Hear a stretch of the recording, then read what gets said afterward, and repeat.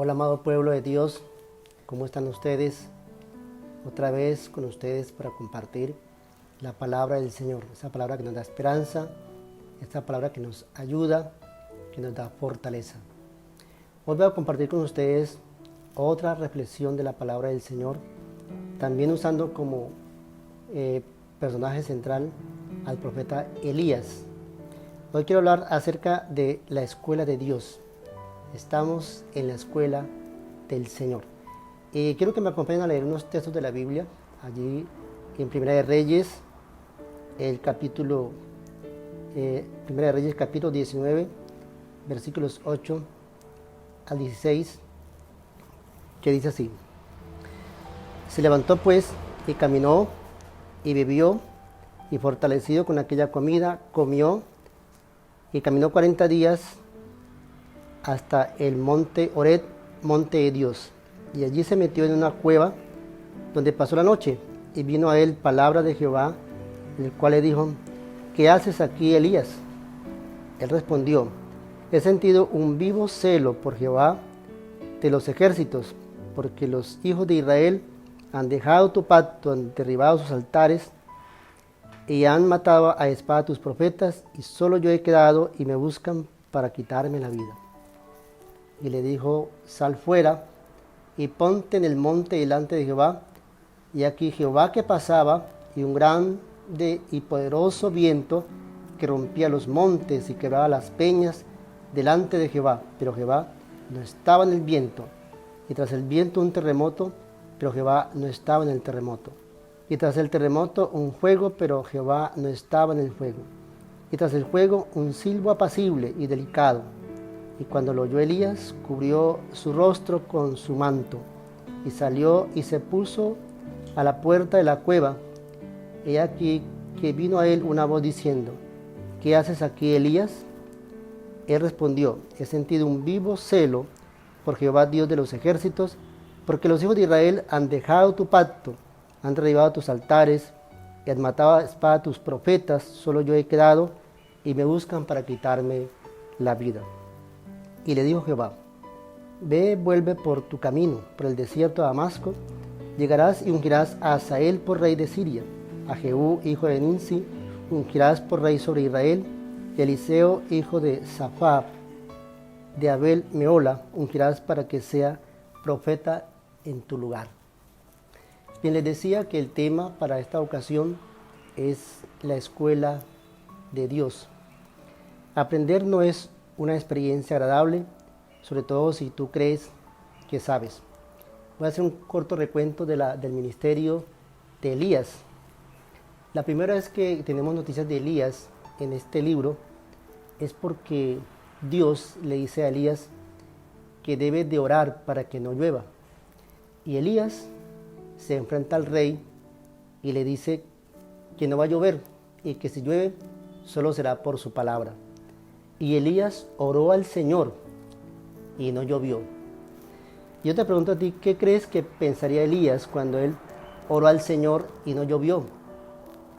¿Qué habría en la cabeza de Elías? Cuando uno ora al Señor por algo y Dios le responde inmediatamente, ¿qué es lo que hay en el corazón de uno? ¿Cuál es la sensación que hay en uno? Yo diría que uno sentiría pues mucho placer de ver cómo Dios le responde. Y creo que a veces estamos en esa situación hermosa donde todo nos va bien, donde el ministerio va bien, donde la familia va bien, la salud va bien, los negocios andan bien. Pero resulta que Dios le dijo a este profeta: debes de esconderte porque te van a matar. Y Elías se fue al arroyo de Querib.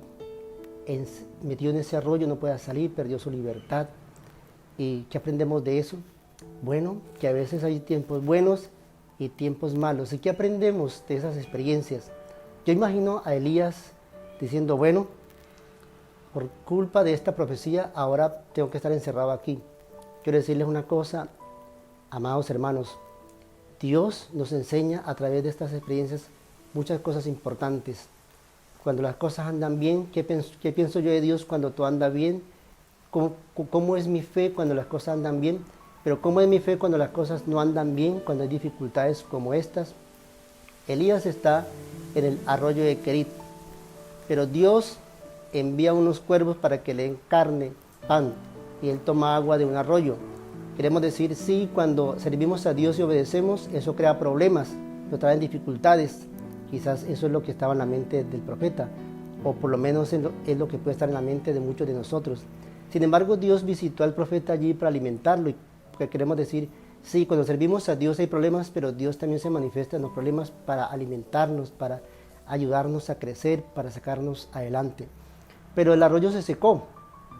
¿Y por qué se secó? ¿Y por qué Dios no conservó ese arroyo, así como hizo que los cuervos llevaran carne? Imagínense, carne transportada por un cuervo cuando ellos se comen la carne. Pero Dios permitió que esos cuervos llevasen pan y carne al profeta.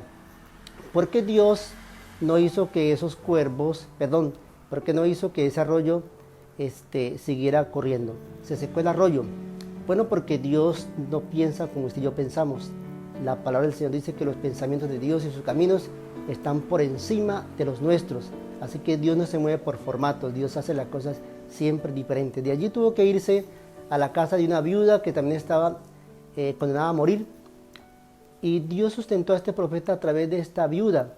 Pero miren lo importante, tiene que irse de un arroyo para la casa de una viuda. Pero esta viuda estaba condenada a morir. Y la presencia de ese profeta en la casa de la viuda no permitió que esta viuda y su hijo murieran. Así que cuando nosotros servimos al Señor, se crean dificultades, pero aún en las más terribles dificultades tenemos que servir al Señor, tenemos que rescatar la vida de alguien. Si no fuese por la presencia de este profeta, esta mujer hubiese muerto juntamente con su hijo. Tenemos que aprender que aún en las más crudas dificultades serviremos al Señor. Luego el profeta tiene que enfrentarse al gobierno, al Estado, y hay una manifestación de Dios impresionante porque Elías hace que el fuego descienda del cielo. Después de que había orado para que lloviera y llovió, también descendió fuego del cielo para quemar un sacrificio que Elías había hecho y hacer que todo un estado se volviera a Dios. Es impresionante. Yo imagino que Elías estaba emocionado de ver cómo Dios había hecho algo como eso. Todo un estado, la gente, el pueblo, se volvió al Señor. Mató a 400 y pico de profetas paganos en esa oportunidad. Pero luego la reina amenaza al profeta, dice que lo va a matar. Y Elías, después de ese triunfo, después de haber alcanzado toda esa gloria, se va deprimido, asustado, por un camino que yo le llamaría el camino de la muerte, el camino de la desesperanza, el camino de la desesperación. Y llega a un árbol para morirse en ese árbol. Pero aún allí en ese árbol, el Señor lo visita para otra vez darle comida, para darle tortas, para darle agua en ese lugar. Dios no visitó a Elías para cuestionarlo, para decirle por qué estaba deprimido, por qué había dejado su tarea para irse por un camino de desesperanza. Lo visitó para darle ánimo, para alimentarlo, lo dejó que durmiera. Dice que durmió la primera noche y lo visitó con comida. Dice que un ángel lo visitó con comida. Y al despertarlo y comer, dice que volvió a dormir. Y Dios no dijo nada por eso. Pero luego dice la palabra que Elías fue fortalecido con este alimento y caminó hasta el monte del Señor, el monte Carmelo. Y ahí se metió en una cueva para estar con el Señor. Y Dios se le reveló a la vida de Elías. Y le dijo a Elías, te queda un trabajo para hacer, y le especificó qué tenía que hacer. Eso quiere decir de que mientras que Elías estaba creyendo que todo estaba terminado, que no había esperanza, que no valía la pena ni siquiera seguir con este camino de profecía, Dios le dice, aún te queda mucho trabajo por hacer. En estos días debemos de preguntarnos qué aprendemos del Señor. ¿Qué aprendió Elías? Elías aprendió que Dios no solamente es Dios de terremotos y de fuego, que Dios también es un silbo apacible, que Dios se manifiesta en las mil circunstancias que podamos tener. Ellas pueden ser diferentes, pero Dios es el mismo que nos ayudará en todas ellas.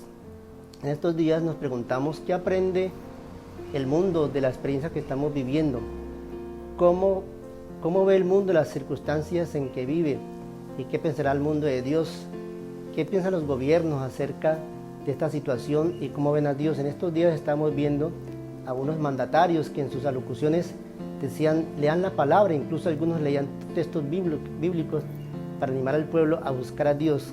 Quizás en otras circunstancias no lo hicieran, pero ¿qué piensa la iglesia de esta situación que estamos viviendo? Por ejemplo, nos preguntamos, ¿la iglesia puede sobrevivir sin el sistema, sin ser guiado por un sistema? ¿La iglesia puede sobrevivir si no capta recursos económicos? ¿La iglesia puede sobrevivir a una pandemia, a una enfermedad? ¿Creemos que Dios nos puede seguir cuidando como cuidó al profeta? Tenemos que aprender, porque muchas veces estamos confiando en lo que tenemos, en el dinero que ganamos, con los títulos que tenemos, o podemos confiar en las circunstancias que estamos viviendo. Cuando todo anda bien, cuando hay dinero, cuando hay circunstancias buenas, es una forma de ver la vida, pero cuando todo nos falta, hay otra forma de ver la vida. ¿Qué aprendemos hoy de las circunstancias? Más que llenarnos de miedo, pensemos qué está haciendo Dios con esta situación para bendecir nuestras vidas. Quizás mañana vivamos algo peor, y si no nos preparamos hoy, no podremos vivir ese mañana. Entonces yo les animo a que aprendamos del hoy para vivir nuestro mañana y participar de la vida eterna con Dios en el futuro. Dios me les bendiga, amada iglesia. Oremos a Dios en esta ocasión. Señor, quiero darte gracias por esta palabra. Yo te pido que la prosperes en el corazón de tu pueblo, de tus hijos, y que sea una palabra de ánimo para todo Colombia, pero sobre todo para tu pueblo, que estamos tan necesitados de tu voz el día de hoy. Amén.